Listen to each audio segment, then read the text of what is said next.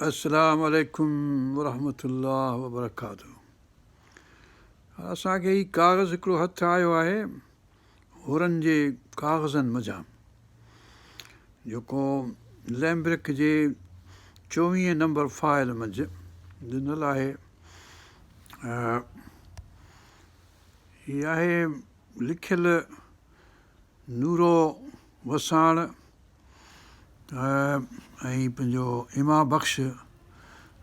संजराणी क़ासिम जो पुटु ऐं दो कोरी, हिननि जे टिन्ही जे तरफ़ां हीउ लिखियो वियो आहे। पाण को लिखंदड़ हूंदो त लिखियो हूंदो या कंहिं ॿिए खां लिखायूं, ख़बर ख़ुदा खे। पर 8 तारीख़ अप्रैल 1942 ईस्वी ते हिन लिखियो आहे लैम्ब्रिक खे, जेको उन हिकिड़ो हफ़्तो अॻु में यानी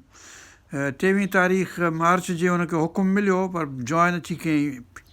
पंहिंजो 1 अप्रैल 1942 खां as additional district magistrate of Tharparkar ऐं नवाबशाह। 2 ज़िला जेके आहिनि से हुन ॿिन्ही ज़िलनि जा कलेक्टर मौक़ूफ़ थी विया, ऐं मतिलबु त हिन जे हेठां थी विया हलिया, ऐं हीउ मोतबर थियो ॿिन्ही ज़िलनि जो, पर सॼे सिंध जो। उन खां पोइ कंहिं ज़माने में हिनखे कमिश्नर कंदा पंहिंजो सिंध जो वग़ैरह वग़ैरह। हाणे ख़त आहिनि इन करे जो पीर साईं पागारो सूर्य बादशाह रहमतुल्लाह अलैह खे 24 अक्टूबर ते 1941 जे गिरफ़्तार कयऊं। पोइ 29 तारीख़ गड़ंग ते तलाश अची वरितऊं, उते जेके लांडियूं हुयूं उहे साड़ियऊं। पंहिंजो डेविस हुयो सुपरिटेंडेंट पुलिस जो, उन साड़ियूं लांडियूं अची। त उनजे पोइ नतीजे में इहो थियो जो के माण्हू क़तलु थिया डिसंबर ऐं हुन में जनवरी में। त मतिलबु त उहे जेके इन्हनि ॻाल्हियुनि में मुलविस हुआ उन्हनि जा नाला। त जनवरी में के ॿियूं ॻाल्हियूं थियूं, फेबरवरी में ॿियूं ॻाल्हियूं थियूं जो होॾां नाज़िम जेको ख़ैरपुर जो आहे उहो मारिजी वियो मार्च में। ऐं पंहिंजो अप्रैल मंझि हिनखे लैम्ब्रिक खे चवंदा हाणे तूं वञी संभाल। छो लैम्ब्रिक वेझो हुयो पंहिंजे ह्यू डॉ जे, तमामु फैमिली टर्म्स सां हुनजे ॼण हिकिड़ो सेक्रेटरी बि हुयो हुनजे सिंध गवर्नमेंट में, ऐं पंहिंजो छा चइबो आहे हुनजे वेझो हुयो, यानी फैमिली हुनजो नानू जेको लैम्ब्रिक जो हो सो पहिरीं सिंध में रही चुको हो पंहिंजो, त हिन सां गॾु ह्यू डॉ सां। हाणे फरमाए थो पंहिंजो ख़तनि में जी 2 ॼणा ख़त लिखनि था। उन वक़्तु जेके तलाशियूं, पंहिंजो जेके गिरफ़्तारियूं औरतुनि जूं मर्दनि जूं ऐं ज़ुल्म जेके, ऐं वरी ख़ुशूसन हिकिड़े माण्हू जो नालो आहे मोहम्मद उस्मान जमाली, जेको इंस्पेक्टर हुयो पुलिस जो या छा हुयो, उन जे मुतलिक़ ॻाल्हि आहे। पर हीअ 3 ॼणा चवनि था त असां जेके हुर आहियूं उन्हनि का ॻाल्हि हेसि ताईं न कई आहे हुकूमत जे ख़िलाफ़ु। ऐं पंहिंजो 1920 खां वठी 1940 ईस्वी ताईं तव्हां रिकॉर्ड ॾिसो त को बि मतिलबु त कम हुरनि जेको आहे सो न कयो आहे जेको हुकूमत जे ख़िलाफ़ु। ऐं हुकूमत हरू भरू जेको आहे सो हुरनि खे मुलविस करे ऐं पंहिंजो पीर साईं पागार खे गिरफ़्तार कयो आहे। पीर साईं गिरफ़्तारी जे करे ई जेके हीअं ॻाल्हियूं थियूं आहिनि, जेके क़त्ल वग़ैरह कुझु थिया आहिनि 2 टे, इहे इन्हनि जे सबब जे करे थिया आहिनि। ऐं पीर साईं खे वापसि वठी आणियोनि त सभु सुलियो थी वेंदो हलियो, हिते का बि ॻाल्हि अहिड़ी न थींदी। पर उहो इन जे मुतलिक़ ई लिखनि था ख़त पंहिंजा 3 ॼणा। हीअ ॼण नौजवान हुया 3, ऐं ॿिया 2 ॼणा अहिड़ा हुआ। प्यारो हुयो पंहिंजो हजाम छा मंगी, या पंहिंजो बचल जेको हो ख़ासि केली, त उहे हुकूमत सां वञी शामिलु थिया तेसिताईं। ऐं पंहिंजो हीअ वरी अञा हुआ मैदान मंझि। हाणे फरमाईंदा त ख़िदमत में जनाब एडिशनल मजिस्ट्रेट साहिबु। उन वक़्तु हेडक्वाटर हुयो शहदादपुर में, हिन अची रखियो तंहिं करे शहदादपुर जे अर्ज़ु। फरमाए थो मूंखे हुज़ूर जन खे नेक रोशन हुजे, तव्हां साहिबनि मुल्क जे अमान क़ाइमु रखण लाइ बार खंयो आहे पाण ते मतिलबु बार खंयो आहे तंहिंमें अव्हांखे ख़ुदावंद करीम अव्हां साहिबनि खे मदद कंदो या सोभारो कंदो लिखियो अथसि यानी तव्हांजी कंदो ऐं इज़त इक़बाल जो वाधारो कंदो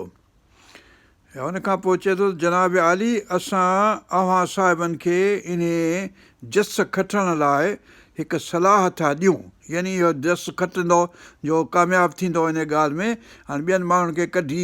या परते करे ऐं तोखे रखियो अथऊं इन करे तोखे असीं सलाह था ॾियूं त इन सलाह मूजिबि कमु अमल थींदो त हिकदमि मुल्क में अमन अमान अची वेंदो सलाह हिकिड़ी आहे बसि उहा सलाह सुहिणी आहे पर हाणे ॾिसो छा था कहिड़ी सलाह था ॾियनि अची वेंदो अमन अमान अची वेंदो ऐं अव्हांजो सिजु ऐं चंड वांगुरु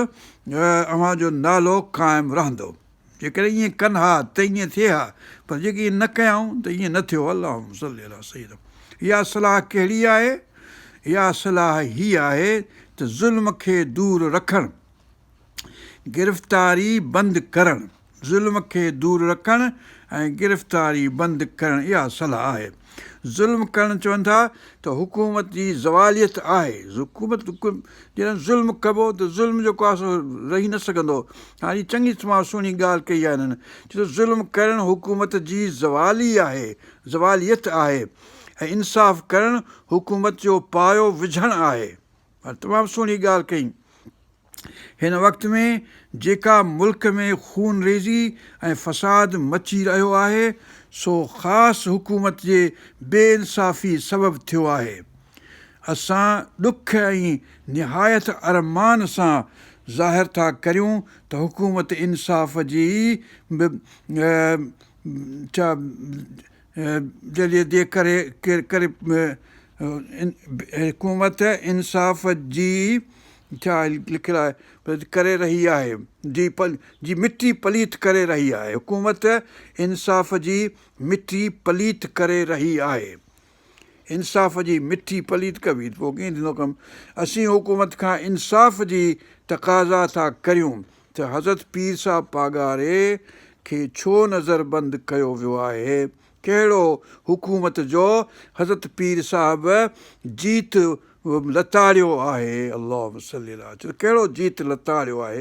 हज़रत पीर साहिब पागारो लखनि मुरीदनि सां हमेशह हुकूमत सां वफ़ादारी करे रहियो आहे कंदो रहियो आहे कॾहिं बि हुकूमत जे बरख़िलाफ़ को बि प्रचार न कयो आहेसि ऐं हमेशह पब्लिक जो मददगार ऐं हुकूमत जो मददगार थी रहियो आहे फरमाईनि था कांग्रेस लीग मुस्लिम लीग मतिलबु ऐं ख़ाकसारी हलचल में कॾहिं बि कमु उन शामिलु न थियो आहे अहिड़ो को लफ़्ज़ आहे बहिरो न वरितो आहे मुस्लिम कांग्रेस में यानी मुस्लिम लीग में ख़ाकसारी हलचल में कॾहिं बि बहिरो माना हिसो पाण न वरितो आहे लखनि मुरीदनि खे हमेशह हुकूमत सां वफ़ादार थी रहण जो हुकुम फ़रमायो आहे असां मुरीदनि कॾहिं बि सरकार जो माल सरकार सां बेवफ़ाई न कई आहे ऐं असां मुरीदनि खे गुनाह कंदड़ क़ौम करे लिखियो वञे थो यानी हिन ॼाणी वाणी पंहिंजो 1900 ईस्वी खां वठी छा क्रिमिनल ट्राइब्स एक्ट कराए विधऊं फलाणो मतिलबु उहो बि उन खां पोइ जॾहिं पीर साईं पागार जेको आहे सो हुन सां करे ॾिनो जेको कमु पर वरी उन जे बदिलां हिन क्रिमिनल ट्राइब्स एक्ट जेको आहे सो 1898 मंझि पेश कयऊं 1899 मंझि 1900 ईस्वी में इहो दफ़ा थी हलियो छो त हज़रत जंहिं सबबु यानी जो असांखे क्रिमिनल ट्राइब्स करे छॾियऊं जंहिं सबबु असां मां केतिरा सख़्तु लेकिन लागू करे सख़्तियूं कयूं वयूं आहिनि सख़्तु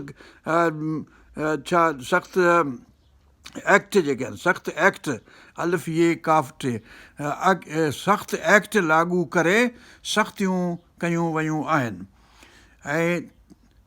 त इहे सभु सख़्तियूं उहे तॾहिं सरकार जे ख़िलाफ़ु को बि इन सख़्तियुनि जे बावजूदि असां सरकार जे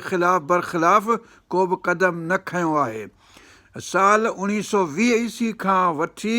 1940 ईस्वी ताईं दरियाफ़्त थिए यानी तव्हां दरियाफ़्त करियो ख़ुदि ई काग़ज़ पंहिंजा ॻोल्हे ॾिसो त असां किथे कहिड़ा गुनाह ऐं कया ऐं कहिड़ो हुकूमत सां बेवफ़ाई कई हीअ सभु बेईमानी पुलिस जी आहे पुलिस जेको जी रे हुयो पंहिंजो जेको जनरल हुयो जेके पाकिस्तानी सिंधी जेके सिंध जा जेके हुया पुलिस वारा ऐं उनजे मुतलिक़ चए थो सभु बेईमानी जेका आहे सभु पुलिस जी आहे अॼु बि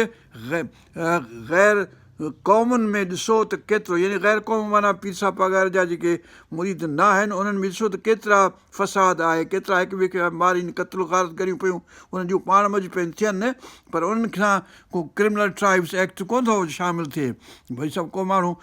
अलाए छा थो करे केतिरो न फ़साद आहे जे असां हुरनि जे हे हर ॾींहं सां कंहिं वाणी लिखी ॾिनो आहे हिननि खे जे असां हुरनि जे में छा असां हुरनि जे अलाह सलीम दरियाफ़्त ते असां कहिड़ा गुनाह कया ऐं कहिड़ो हुकूमत सां बेवफ़ाई कई आहे ॿी सबबु बेईमानी पुलिस जी आहे अॼु बि ग़ैर क़ौमुनि में ॾिसो त केतिरो न फ़साद आहे जे असां हुरनि जे उसमें छा जवाबु करे रहिया आहिनि असांजे यानी हुरनि सां जे नाले ते इन जो मतिलबु आहे लफ़्ज़ कहिड़ो आहे रिपोर्टूं सभु असां हुरनि जे ख़िलाफ़ु पयूं ठहंदियूं ऐं गिरफ़्तारियूं बि असां हुरनि मां हूंदियूं सरकार खे पक थी हूंदी त असां में को जुज़वी फ़साद आहे सभु ग़ैर क़ौमुनि जा कम आहिनि बाक़ी जेके आहिनि से ग़ैर क़ौमुनि जा कम आहिनि ॿियनि ग़ैर क़ौमुनि जा बदिला असां खां छो वरिता था वञनि गिरफ़्तारी सभु यानी पीसाई पघार जी गिरफ़्तारी जेका अक्टूबर 1941 जे 24 तारीख़ खां खणी सिवनी में मोकिले छॾियो अथऊं उन गिरफ़्तारी जे सबबु ॾिसो त कहिड़ो न मुल्क में नाराज़ पोइ पैदा थियो आहे वीचारा ग़रीब केतिरा पीर सन सग़ीर सन नंढा अंधा मंडा बेगुनाह गिरफ़्तार कया विया आहिनि उन्हनि ग़रीबनि जे अंदर मां कहिड़ी आह निकिरंदी हूंदी वॾे ज़ुल्म जी ॻाल्हि आहे त इन्हनि जा नंढड़ा ॿार ऐं ज़ालूं पोइ हिते बेवाहियूं थियूं आहिनि जंहिंजे संभाल वारो को बि न आहे जिन खे गुज़रान वास्ते दाणो पाणी कोन थो मिले घरनि जा घर ठला पिया आहिनि उन्हनि जे अंदर में छा हूंदो ऐं कहिड़ी हुकूमत खे दुआ कंदा आह ग़रीबां कहर ख़ुदाई इहो ज़ुल्म आहे हुकूमत जे ज़वालियत इहो ज़ुल्म आहे हुकूमत जी ज़वालियत यानी ज़वालियत जो सबबु इहो ज़ुल्म जेको थींदो तंहिंसां हाणे ई 42 जी ॻाल्हि आहे 47 में हिननि खे भॼणो पवंदो अलाह जे हुकुम सां 5 साल में 43 में पीर साईं खे शहीद कंदा चए थो ॿियो वॾो नुक़सानु हुकूमत खे आहे जो जेके बि गिरफ़्तार थिया आहिनि से सभु आबादगार आहिनि ऐं उन्हनि जी आबादीअ जे एवज़ किथां पूरा थींदो यानी जेके आबादियूं ग़ैर आबाद थी वेंदियूं हलियूं त केरु थींदो आबाद केरु कंदो फसल किथां थींदा पंहिंजो वण कणिक बाजरियूं जूअर केरु पोखींदो चांवर केरु पोखींदो किथां पूरा थींदो गिरफ़्तारी सभु हिकिड़ा माण्हू जेल में ॿिया आम माण्हू कुझु हुरनि जे हिरास खां कुझु सरकार जे ख़ौफ़ सां मुल्क छॾे थर ऐं मुल्क में या आबादियुनि निकिरण सबबु बस करे वॾनि शहरनि में अची वेठा आहिनि जीअं अॼु ताईं को बि आबादी जो बंदोबस्तु न कयो आहे ऐं न की कंदा। चुनांचे असां छा किला जांच मां मालूम थींदो, जांच यानी तव्हां जेकॾहिं जांच कंदो यानी इन्वेस्टिगेशन कंदो, जांच मां मालूम थींदो त हिन वक़्तु केतिरी आबादी पोखिजी रही आहे ऐं केतिरी आबादी थियण जो इम्कानु आहे। इहो आहे हुकूमत खे बेइंसाफ़ी जो नतीजो। यानी बेइंसाफ़ी जो कई अथसि त आबादियूं जेके आहिनि से घटिजी वियूं आहिनि। हज़रत पीर साईं पघारो रहमतुल्लाह अलैह आज़ादु करे उन सां सुलह करे की को बि शर्त वक़्तु हज़रत पीर सां पघारे सां खां वठनि वचनि जे हुकूमत खे एतिराज़ जोॻा हुजनि ऐं के शर्त हज़रत पीर साहिब पघारे जा चया मञा वञनि जे मुल्क में अमन अमान रखण जोॻा हुजनि। रुॻो गिरफ़्तारीअ मां को बि खड़ तेल पैदा न थींदो। हाणे इहा आहे त हिकिड़ो जेको ताक़त वारो थिए थो, हींअर बि असांजो पाकिस्तानी जेका मिलिट्री आहे, पुलिस आहे, सा चए थी त असीं ताक़त वारा आहियूं, असीं हिननि खे जेको आहे सो मञाए मारे मञाईंदासूं, जो ॼण ॿचो असीं ख़तमु कंदासूं। इहो लैम्ब्रिक जा लफ़्ज़ जेको आहे सो असांजा जेके सिंधी उलमा जेके छा चइबो आहे दानिश्वर जेके आहिनि से चवंदा हुआ त लैम्ब्रिक चवंदो असीं ॼण ॿचो, असीं त ॼण ॿचो माण्हुनि जो त ईअं बर्बादु कंदो, तरफ़ पाक तव्हांखे छॾे ॾींदो। हाणे इहा ॻाल्हि किथां थींदी? त मतिलबु त हिननि खे हुकूमत ज़ोर ते ताक़त जे ज़ोर ते करे थियो आहे कमु सॼी। सदर पीर साहिब पघारो आज़ादु करियो, हुन सां सुलह करे वग़ैरह पघारे जा मञा वञनि ऐं अमन अमान रखण जोॻा हुजनि। रुॻो गिरफ़्तारीअ मां को बि खड़ तेल पैदा न थींदो, उछलंदो मुल्क नाबूद ऐं नास थींदो। जेके मुल्क छॾिणो पियो हिननि खे काफ़रनि खे। असीं हुकूमत खे असीं न को हुकूमत जे ख़िलाफ़ न आहियूं। हज़रत पीर पागारे जे आज़ादु थियण करे राति मां गोया ॾींहुं थी वेंदो। जेकॾहिं पीर साहिब खे आज़ादु कबो माण्हू सभई ख़ुशि थींदा ऐं पंहिंजो सुलह थी वेंदो हलियो। पर सुलह वारण जो तरीक़ो हिननि वटि आहे कोन को। उमर मारवी जे सुर में साईं शाह लतीफ़ रहमतुल्लाह अलैह चयो त सुलह वारींदो जॾहिं हाकिम तॾहिं कमु ठहंदो, सुलह न वारींदो हाकिम जेको आहे पंहिंजी ॾाढ जो कमु कंदो त पोइ रब पाक जेको आहे सो इहो ई कमु कंदो जेको अंग्रेज़ सां थियो। पर अंग्रेज़नि खां पोइ वरी असांजे मथां मुसीबत अलाह ताला मड़ी असांजे लछणनि जे करे, जो माण्हुनि सिंध जे हुकूमत जो उन वक़्तु मज़लूमनि सां कोन मदद कई, पर ज़ालिमनि सां मददगार हुआ। इन करे असां ते वरी हिकिड़ा हिंदू कढी वरी पनाहगीर असां ते मुसलत करे विधा ऐं पंजाबी असां ते मुसलत कया, जे अॼु 70 साल थिया आहिनि जो लोड़ियूं वेठा। अलाह ताला पनाह में पंहिंजे रखे इहो कमु थियो आहे। को बि खड़ तेल चए थो कोन निकिरंदो, उछलो मुल्क नाबूद ऐं नास थींदो। असीं को हुकूमत खे धोखे कोन था ॾियूं, पर वेनती धमकी कोन था ॾियूं। असीं हुकूमत खे धमकी कोन था ॾियूं, पर वेनती था करियूं। असीं अॼु बि हुकूमत जे बरख़िलाफ़ न आहियूं। हज़रत पीर साहिब पागारे जे आज़ादु थियण करे राति मां गोया ॾींहुं थी वेंदो। असांजे अव्हां साहिबनि खे वेनती ऐं नेक सलाह आहे। यानी हीअ वीचारे कंहिं हिंदू लिखी ॾिनो आहे हिन खे, हीअ शायदि 3 ॼणा पढ़ियल लिखियल हुआ, अलाए कोन हुआ। नेक सलाह आहे त असांजे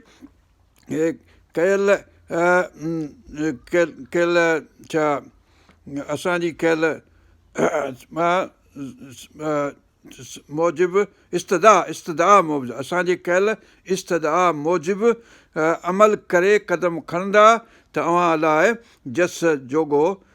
जो भाङो पैदा थींदो, ऐं अॻे समय वारा हुर पिणु हक़ीक़त में पीर साहिब जे मदद सां वरिता हुआ। यानी लूकास जा को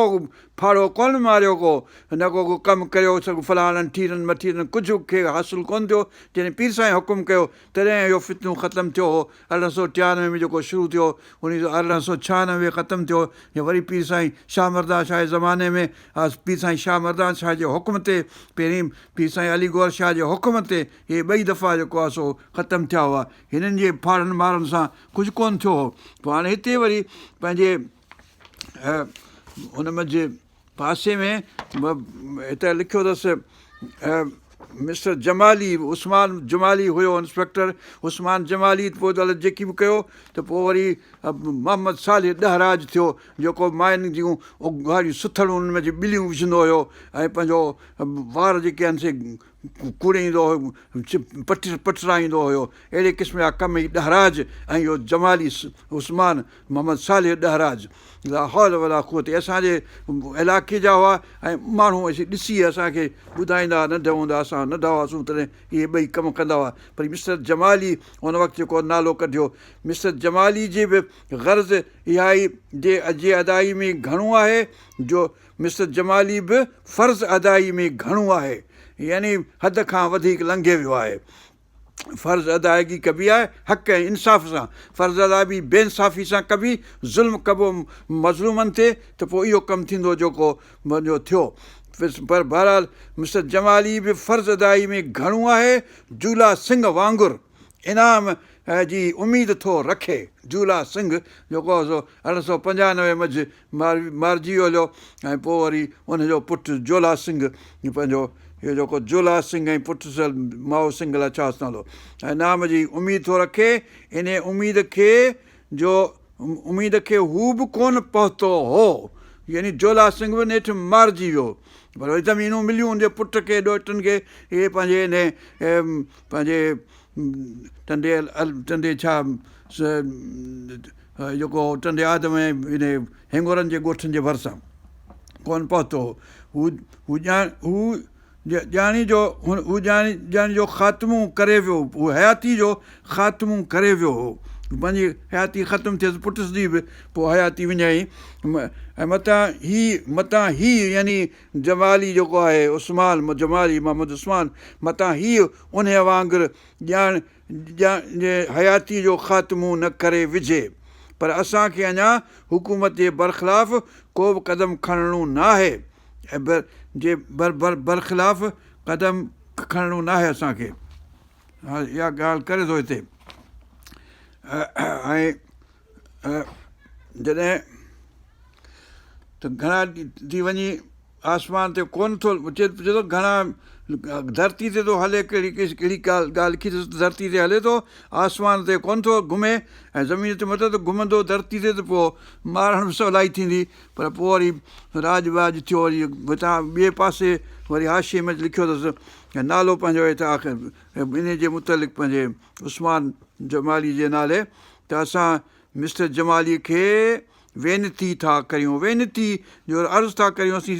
मुस्लमान चवंदा आहियूं, वेनती वीचारा हिंदू चवंदा, इन करे हीउ हिंदू लिखियो आहे पक सां। वेनती था करियूं त इंसाफ़ जो दस्तूर हथ क़दम जे मुताबिक़ वक़्त खां वहीं असां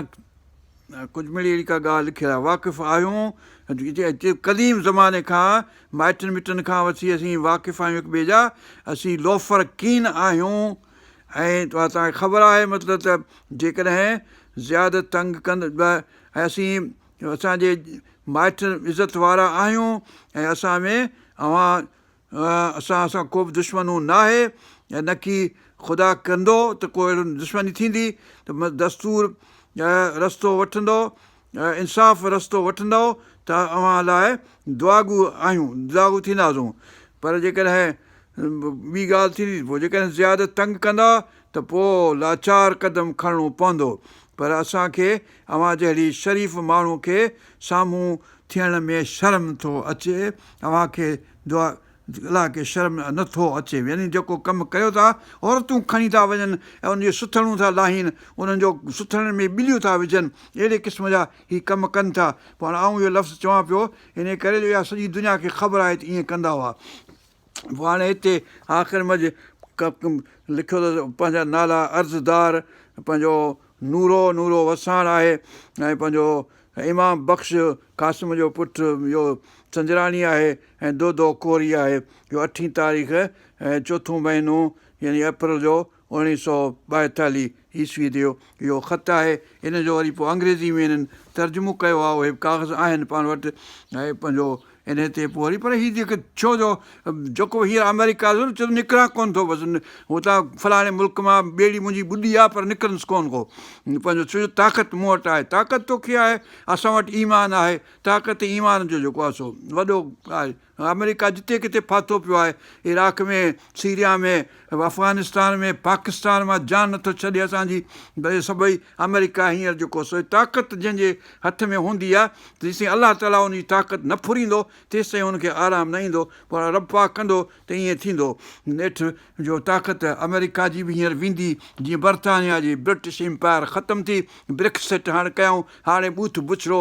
हाणे पई अथनि कोरोना वायरस लॻी अथनि, रब पाक जेको आहे सो वेठो पंहिंजा छा चइबो बदिला वठे। अल्लाहुम्मा सल्ली अला सय्यिदिना मुहम्मद नबील उम्मी व अला आलिहि व असहाबिहि व अज़वाजिहि व ज़ुर्रिय्यातिहि व अहलि बैतिहि अजमईन बिरहमतिक या अरहमुर राहिमीन والحمد لله رب العالمين ربنا تقبل منا إنك أنت السميع العليم وتب علينا إنك أنت التواب الرحيم حسبي الله لا إله إلا هو عليه توكلت ورب العرش العظيم.